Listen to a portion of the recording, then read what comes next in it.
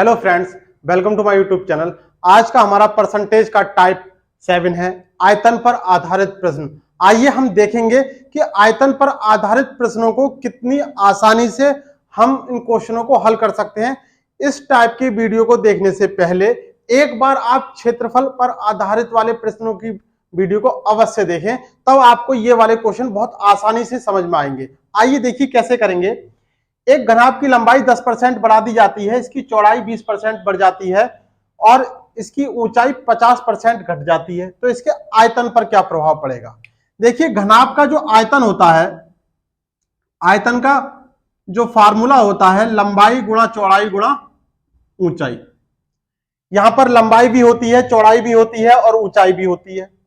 तीनों में अलग अलग वृद्धि हो रही है और कमी भी हो रही है। तो जो हमारा पैटर्न है न्यू भाग ओल्ड वाला, अगर हम उस मेथड से करते हैं, इस मेथड के अकॉर्डिंग जो हमारी प्रारंभ में कोई भी वस्तु की मात्रा होती है या वॉल्यूम की लंबाई चौड़ाई या ऊंचाई जो होती है प्रारंभ में, हम उसको हमेशा 100 मानते हैं। अब कह रहा है कि इसकी लंबाई 10% बढ़ गई, तो 10% बढ़ने का मतलब कितना हो गया, 110। चौड़ाई 20% बढ़ जाती है, पहले 100 थी अब 120 हो गई, 20% बढ़ने का मतलब 120। ऊंचाई 50% घट जाती है, पहले 100 थी अब 50, 100 में से 50 गया तो 50 रह गया। पहले आयतन 100 था, अब का पता नहीं, x मान लिया। बस कैलकुलेट करना है, 2 जीरो से 2 जीरो गए, 50 दूनी 100, 1 जीरो से 1 जीरो गया, इस 1 जीरो से 1 जीरो गया, 2 से इसको डिवाइड किया, 2 छंग 12, कितना आएगा, 11 छंग 66। जो आयतन पहले 100 था अब हो गया 66, जो पहले 100 था अब हो गया 66, यानी कितना कम हो गया, 34% की कमी हो गई। यानी इसके आयतन पर क्या प्रभाव पड़ेगा, आयतन में 34% की कमी हो जाएगी।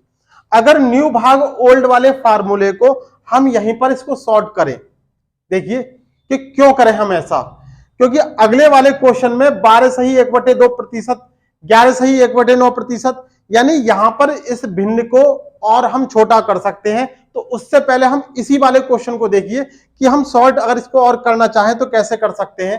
एक घनाभ की लंबाई 10% है, अगर हम 10% को भिन्न के रूप में लिखें तो 10 भाग 100 लिखा जा सकता है, प्रतिशत का चिन्ह हटाया, भाग 100 कर दिया, कितनी आ गई वैल्यू, 1/10।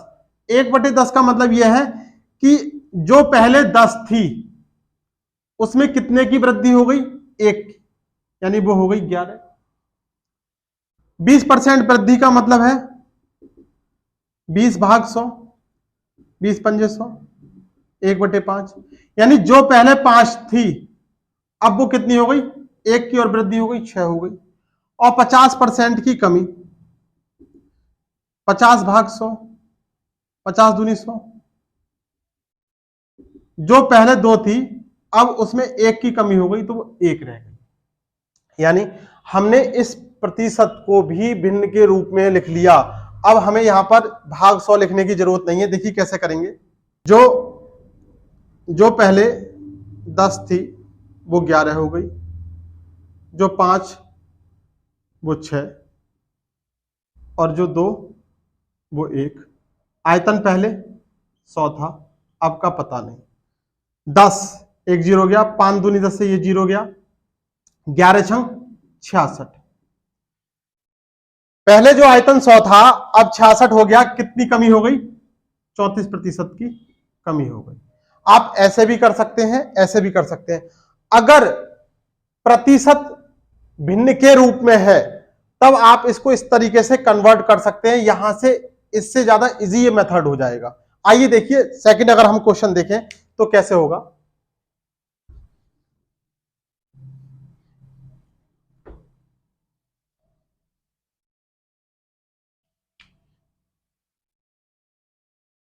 देखिए एक घनाभ की लंबाई 12 सही 1/2% बढ़ जाती है, लंबाई 12 सही, लंबाई 12 सही 1/2%, कितना हो गया, 25 भाग 2%। अगर इस प्रतिशत का चिन्ह हटाया, भाग में 100 लिखा, 25 चौका 100, यानी 1/2। 8। कहने का मतलब यह है कि जो पहले 8 थी अब कितनी हो गई, 1 की वृद्धि हो गई, 9 हो गई। अगर हम चौड़ाई की बात करें 11 सही 1/9%, 11 9 99 100/9, प्रतिशत का चिन्ह हटाया। जो लंबाई पहले 9 थी अब कितनी हो गई, 10 हो गई, क्योंकि इसमें भी वृद्धि हो रही है, इसमें भी वृद्धि हो रही है। अगर ऊंचाई की बात करें तो देखिए ऊंचाई में भी वृद्धि हो रही है। ऊंचाई कितनी है, 16 सही 2/3%। 16 सही 2/3% का मतलब 50/3, और प्रतिशत का चिन्ह हटाया, भाग 100, 50 दूनी 100, कितना आ गया, 1/6। यानी जो पहले 6 था अब 1 की और वृद्धि हो गई, 7 हो गई। अगर हम न्यू भाग ओल्ड मेथड से करें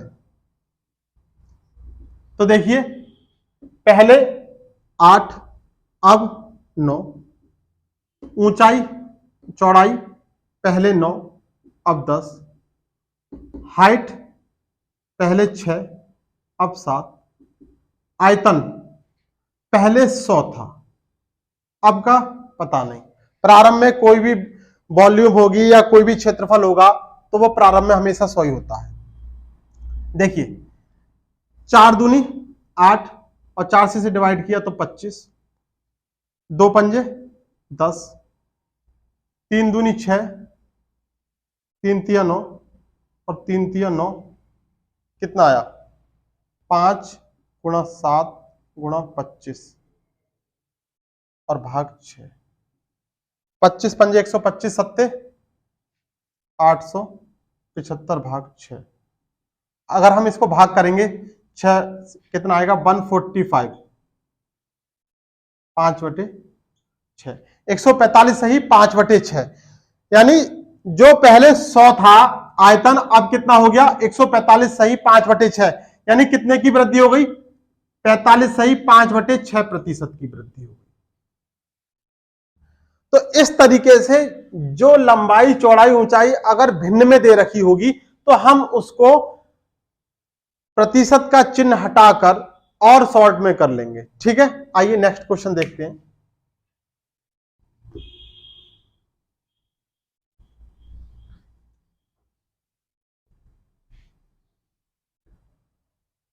एक शंकु की त्रिज्या 20% बढ़ जाती है, इसकी ऊंचाई 50% बढ़ जाती है, तो इसके आयतन पर क्या प्रभाव पड़ेगा। एक शंकु की त्रिज्या, देखिए शंकु का आयतन क्या होता है,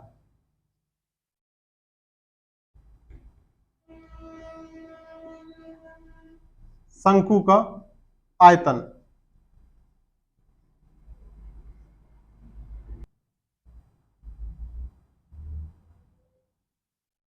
शंकु का आयतन होता है 1/3 पाई आर स्क्वायर एच, जहां पर 1/3 और पाई ये कांस्टेंट है, केवल आर में यानी त्रिज्या में वृद्धि हो रही है और इसकी ऊंचाई में वृद्धि हो रही है। त्रिज्या में 20% की वृद्धि हो रही है, आर स्क्वायर 20% का मतलब देखिए न्यू भाग ओल्ड से अगर हम करेंगे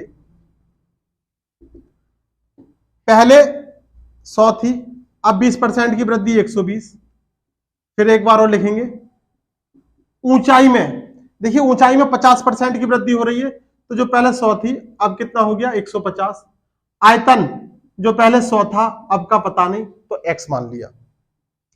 देखिए 2 जीरो से 2 जीरो गए, 25 छक्का 150, 25 चौका 100, 2 जीरो से ये 2 जीरो गए, 4 तिया 12, कितना आएगा 6 तिया 18, 18 दूनी 36 और ये आ गया। देखिए जो पहले 100 था अब कितना हो गया 216 हो गया, यानी कितने परसेंट की वृद्धि हो गई 116% की वृद्धि।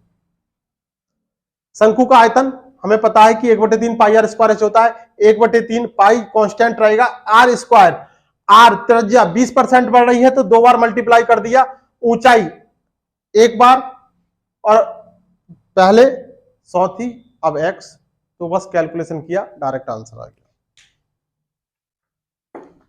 आइए नेक्स्ट क्वेश्चन देखते हैं। एक गोले की त्रिज्या 10% बढ़ा दी जाती है तो इसके आयतन पर क्या प्रभाव पड़ेगा। गोले का आयतन क्या होता है,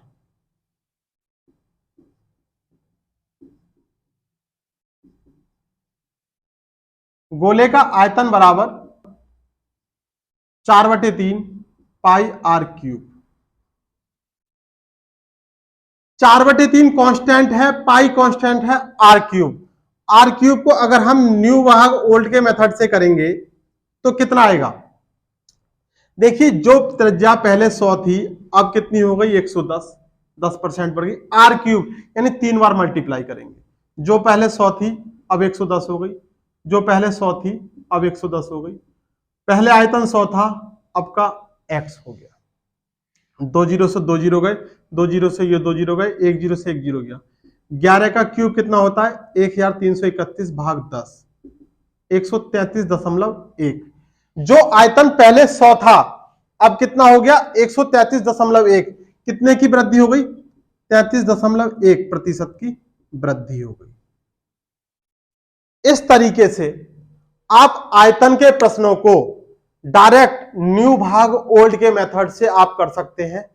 आपसे एक रिक्वेस्ट है, आयतन पर आधारित प्रश्नों को करने से पहले एक बार क्षेत्रफल पर आधारित जो प्रश्न हमने आपको शॉर्टकट माध्यम से, शॉर्टकट मेथड से करने सिखाए, एक बार वो वाली वीडियो अवश्य देखें, तब आपको ये वाले क्वेश्चन और इजी लगेंगे। यहां पर बस क्या करना होता है, यहां केवल और केवल न्यू भाग ओल्ड के मेथड से हम इनको क्वेश्चनों को बहुत आसानी से हल कर सकते हैं। आज की वीडियो में बस इतना ही। मिलते हैं एक नए टाइप के साथ, एक परसेंटेज के नए टाइप के साथ एक नेक्स्ट वीडियो में।